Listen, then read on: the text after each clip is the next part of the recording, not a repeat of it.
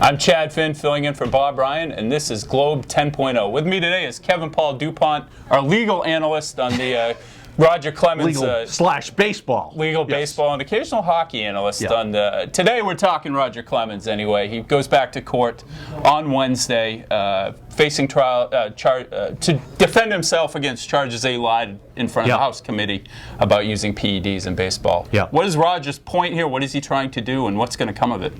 Oh, if only Will McDonough was still with us, right? He'd be having a field day, because Roger is the gift that keeps on giving. You know what?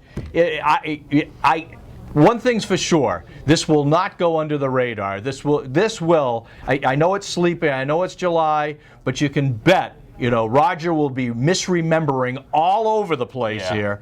There'll be good fun in this, and I gotta say, I don't think he's gonna come out of it looking pretty. Well, Clemens is one of those people, the Texas con man, I believe he used to be known as. He's one of those people who he thinks he can outwit everybody, and really he's the one being outwitted, and that got him into trouble in front of Congress.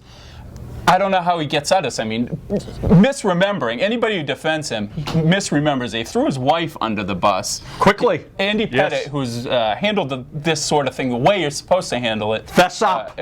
He's the one who misremembered. Clemens will run over anybody in his path, and it's going to get uglier and uglier until he finally admits what he did. Well, you know what?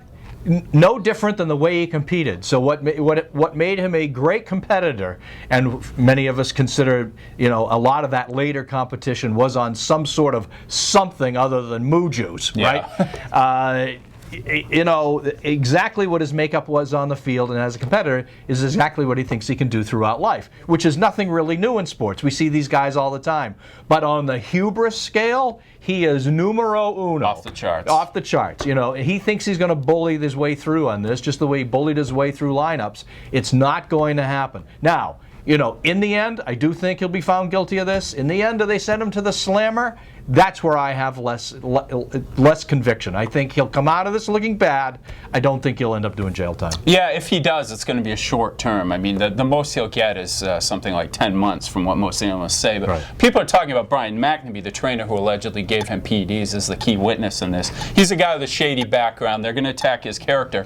But the one name that keeps coming up that you really can't attack his character is Andy Pettit, Clemens' longtime friend, teammate, who said Clemens told him that he used steroids.